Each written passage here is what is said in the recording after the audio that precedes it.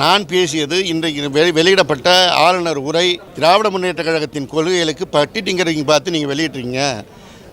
மாண்புமிகு முதலமைச்சருக்கு திரைப்படம் இயக்குனராக இருந்தால் அட்லி படம் போல் இது எல்லாவற்றையும் ஒரு கூட்டு கலவையாக இருக்குங்கிறத நான் சொன்னேன்.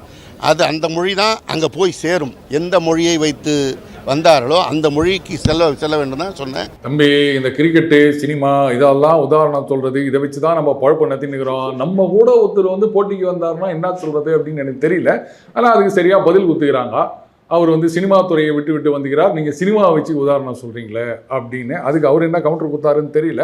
இப்போ அந்த லைவ் டெலிகாஸ்ட் கூட இல்லை போல இதே, அதுக்கு ரொம்ப அழகாக முட்டு குத்துக்கிறாங்க. அதாவது சபை குறிப்பிலிருந்து எதையாவது நீக்க வேண்டும் என்றால் அது லைவாக போயிடுச்சுன்னா என்ன பண்ணுறது அப்படின்னு அது கேட்குறாங்க. ஏங்க திமுக ஆட்சின்னு அதான் சொன்னேன். அது அப்படி இல்லை. எது அப்படி இல்லை? அவங்க அப்படி காரணம் சொல்ல, எப்படி காரணம் சொன்னால் என்ன? அப்போ அவங்க என்ன பண்ணாங்களோ அதையே தான் நீங்களும் பண்ணுறீங்க. கொஞ்சம் கூட வித்தியாசம் கிடையாது. திமுகவுடைய பி டீம் தாவேக்கான்னு சொல்ல மாட்டேன். அது இப்போ பேர் மாதிரி இங்கே வந்திருக்குது, அப்படிதான் தெரியுது, வேற ஒன்றும் இல்லை. விஜய் அவர்கள் ஏன் சார் ரொம்ப சோகமாக ரொம்ப மூஞ்சி ஒரு மாதிரி வச்சுட்டு இருக்கிறாரு? அது ரொம்ப கிரிட்டிசைஸ் பண்ணப்படுது சார் எல்லா பார்லையும். எதனால் அப்படி ஒரு ஏயா அதுக்காக நான் எப்போ பார்த்து சிரிச்சுனே இருக்கணுமா? டிஃப்ரெண்ட் ரியாக்ஷன் இல்லையே சார்? எதுக்கு ரியாக்ஷன்? இதுனா சினிமா ஷூட்டிங்காக நடக்குது. Emotion, I want more emotion அப்படின்றதுக்கு. சரி, இப்போது திமுகவில் வாயத்தரங்க சார் அப்படின்னு சொல்லியிருக்காங்க. இது சங்கிலி பருப்பு அந்த மாதிரி ஏதாவது வாயை திறக்கலாமா? பூனை மேல் மதில் அப்படி ஏதாவது வாயை திறக்கலாமா அப்படின்னு அவங்க கேட்டாங்கன்னா என்ன பண்ணுவீங்க? இன்னைக்கு கூட நண்பர்கள் நிறைய பேர் கேட்டுங்க, என்ன சார் நீங்கள் திருப்பி பனம்பழம் உட்கார காக்காய் விழுந்ததுன்னு மாற்றி சொல்லி நிற்கிறீங்களே அப்படின்னு. அவங்களுக்கு தெரியல, ட்ரெண்டிங்கில் இல்லை அவங்க. அதனால தான் அவங்க அது மாதிரிலாம் யோசிச்சுட்டு இருக்கிறாங்க. சரி, வாயை திறக்கணுன்றது பெரிய விஷயம் கிடையாது. இப்போது பாரதத்துக்கு பிரதமராக இருந்தவர் நரசிம்மராவ் அவர்கள். அவர் சிரிக்கவே மாட்டார்னு சொல்லுவாங்க. ஞாபகம் இருக்கா? இவருக்கு முன்னாடி அவர் அப்படி தான் சொல்லுவாங்க. அவரு மட்டும் சிரிக்க வச்சிட்டிங்கன்னா, அந்த பிஜேபியில் ஒருத்தர் நிற்பார் பாருங்க, கையில் ஒரு தடி வச்சின்னு, அவரை சிரிக்க வச்சா காசுன்னுவாங்க. அவரை கூட சிரிக்க வச்சிடலாம், இவரை சிரிக்க வைக்க முடியாதுன்னு சொல்லுவாங்க. ஆனால் இந்தியாவுடைய அந்த பொருளாதார சீர்திருத்தம் அப்படின்னு வந்ததுக்கு முக்கியமான காரணம் இவங்கெல்லாம் சொல்லுவாங்க மன்மோகன் சிங்னு. அவருக்கு இதுக்கு சம்பந்தமே கிடையாது. ஏன்னா அந்த பீரியடில் நான் பிளானிங் கமிஷனில் இருந்தேன், எனக்கு தெரியும். நரசிம்மராவ் அவர்கள் ஃப்ரீ ஹேண்டு கொடுத்தாரு போதாக்குறைக்கு. அப்போ பிளானிங் கமிஷனில் இருந்த ஏஎன் வர்மா அப்படின்ற one of the finest officers, அவரை கொண்டு பிரின்சிபல் செக்ரட்டரி டு பிரைம் மினிஸ்டர்னு வச்சுட்டு அவர்கிட்ட சொல்லிட்டார், இதுதான் பண்ணணும் எக்கனாமிக் லிபரலைசேஷன். அவர் போட்டு கொடுத்த ஸ்கெட்சை அப்படியே இம்ப்ளிமெண்ட் பண்ணார் ஃபினான்ஸ் மினிஸ்டர்.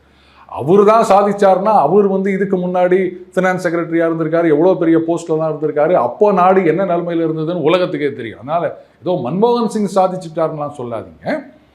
ஏஎன் வர்மா அப்புறம் இன்னொரு ஆஃபீஸர், அவங்க 2 பேருடைய ஸ்கெட்ச். இதில் மிகப்பெரிய பொறுப்பு ஏஎன் வர்மா அவர்களுக்கு.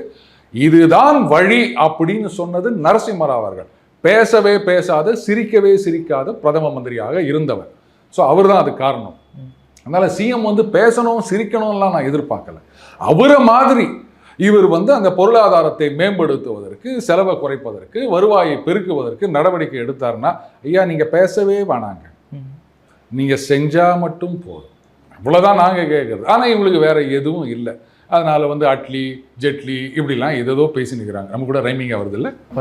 ஸோ இது கடைசியாக சார், இப்போது மின்வெட்டு பிரச்சனை போயிட்டு தான் இருக்குது இன்ன வரைக்குமே. 1.5 மாதம் ஆகியுமே இதுக்கு ஒரு தீர்வே வரமாட்டேங்குது சார். இன்னும் இது நடந்துகிட்டே தான் இருக்க போதானே? ஏன்னா வீதியில் எல்லாருமே போராட ஆரம்பிச்சிட்டாங்க, மக்கள்லாம் கொந்தளிக்கிறாங்க. 1 மணி நேரம் 2 மணி நேரம் 5 மணி நேரம்லாம் கரண்ட் போகுது சார். இப்போ அந்த மாதிரி செய்திகள் கொஞ்சம் குறைஞ்சிச்சு பார்த்தீங்களா? ஒரு வாரத்துக்கு முன்னாடி வரைக்கும் நிறைய வந்திருந்தது, இப்போ இல்லை. இதுக்கு சொல்லியிருக்காங்க 15,500 சில்லற கோடியில் சப்ஸ்டேஷன் ஆரம்பிக்க போகிறோம், அதுக்கப்புறம் 15,000 பணியாளர்களை எடுக்க போகிறோம் அப்படின்னு. மறுபடியும் இப்போ இதில் எனக்கு ஒரு உடன்பாடு இல்லை. ஏற்கனவே அரசாங்கம் நஷ்டத்தில் ஓடி நிற்குது. இப்போ நீங்கள் ஒன்றும் 15,000 பணியாளர்களை எடுத்தீங்கன்னு சொன்னால் அந்த சப்ஸ்டேஷனுக்கு இவ்வளோ 15,000 கோடி. அப்போ இவங்களுக்கு சம்பளம் அப்படின்றது எவ்வளோ கோடி? அப்போ இதை என்ன பண்ணணும் அப்படின்னு யோசிக்கணுமே தவிர மறுபடியும் சப்ஸ்டேஷன் தேவைதான். அது சொல்லியிருக்காங்க, இந்த மாதிரி டிரான்ஸ்ஃபார்மர் இந்த மாதிரி விஷயங்கள்லாம் பழுதடைந்து விட்டது, அதெல்லாம் மாற்றணும், அது மாதிரி நிறைய இருக்குது அப்படின்னு சொல்லிட்டு நான் ஒத்துக்கிறேன், இல்லைன்னு சொல்லலை. ஆனால் அது இன்னும் 1 வாரமாக இந்த மாதிரி நியூஸ் குறைஞ்சிருக்கு. அது எதனால் அப்படின்னு எனக்கு தெரியல. பட் மறுபடியும் நீங்கள் செலவினத்தை இன்க்ரீஸ் பண்ணிக்கிட்டே போனீங்கன்னு சொன்னால் அப்புறம் தங்கம் தென்னரசு சொன்னது தான் நிஜமாயிடும் போல இருக்குது. 20 லட்சம் கோடி. இப்போ கம்யூனிஸ்ட்லேருந்து ஒருத்தர் தாவேக்காக தாவிக்கிறார் தெரியுமா? மகேந்திரன். அதுக்கு என்ன தெரியுமா சொல்லிக்கிறாங்க? கம்யூனிஸ்டில் அவர் கட்சியிலேயே இல்லைங்க, அவர் ஏதோ ஏதோ நிதி முறைகேடா என்னவோ சொல்றாங்க, ஏதோ ஒரு புத்தக இதுல, அதனால அவர் நீக்கப்பட்டிருந்தார் அப்படின்னு. இத்தனை நாள் அது வெள்ளவே தெரியல, அவ்வளோ ரகசியமா வச்சிருந்தீங்க. இப்போ மற்ற கட்சிகள்லாம் ஒருத்தரை நீக்கிறாங்கன்னு சொன்னா கட்டம் கட்டி வந்துடும். அது கொஞ்சம் பிரபலமானவராக இருந்தால் எல்லாருக்கும் தெரியற மாதிரி வரும். ஒரு சின்ன நிர்வாகியாக இருந்தால் கூட இவர் நீக்கப்பட்டார் அப்படின்னு ஒரு கட்டத்தில் போட்டுருவாங்க. அந்த பக்கம் முரசொலியில் போடுவாங்க, இங்கே இவங்க கட்சி பத்திரிகையில் போடுவாங்க.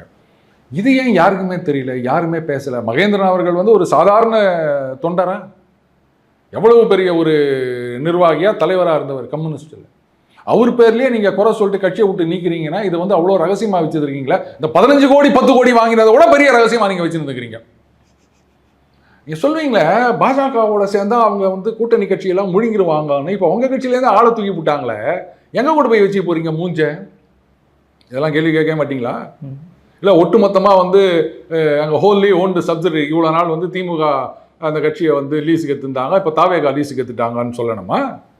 உங்கள் கட்சி இவங்க என்ன சொன்னாங்க பெருசாக? அது பாருங்க, அதிமுகலேருந்து ரிசைன் பண்ணிட்டு வந்தாங்க, ரிசைன் பண்ணால் பண்ணிட்டு போட்டாங்க, அவங்க சௌகரியம், அவங்களாம் அவங்க கட்சியில் சேர்த்துக்காதீங்க சொன்னாங்களா இல்லையா? பக்கத்தில் அண்ணன் திருமாவளவன் சொல்லார், நாங்கள் மட்டும் தடுக்கலைன்னா 20 பேர் ராஜினாமா பண்ணியிருப்பாங்க. இப்போ உங்கள் கட்சியிலேருந்து தட்டி தூக்குறாங்களே, கேள்வி கேட்பீங்களா? தைரியம் இருக்குதா?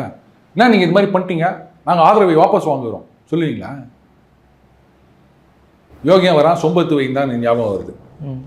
இவங்க யோகியர்கள், இவங்க அரசியலை பற்றி பேசுகிறாங்க, அரசியல் சாசனத்தை பற்றி பேசுகிறாங்க. இதுலேருந்தே தெரியுது அவங்க லட்சணம் என்னென்னு. இப்போ கம்யூனிஸ்ட்லேருந்து தாவேக்காக்கு போனது பெரிய விஷயம் கிடையாது. எந்த லட்சணத்தில் இவங்க கட்சி நடத்துகிறாங்க, இவங்களுடைய யோகியதை என்ன அப்படின்றது தெரிஞ்சிருக்குது. முட்டு கொடுத்தே பழகிட்டாங்க. இன்றைக்கி சொல்கிறாங்க அன்றைக்கு ஆட்சியில் ஊழல் அப்படின்னு. ஏன் அன்னி தெரியாதா? அவ்வளோ விளக்கண்ணையாக இருந்தீங்க, ஊழல் நடக்கிறது தெரியாமையே இன்றைக்கி வந்தவொடனே சொல்கிறீங்க. ஏன் 5 கோடி 10 கோடி இத்தனை நாளைக்குன்னு ஏதாவது டைம் கொடுத்துருந்தாங்களா பேசக்கூடாதுன்னு? அந்த டைம் எக்ஸ்பைரி ஆனவுடனே இன்றைக்கி அதை பற்றி பேசினுக்கிறீங்களா?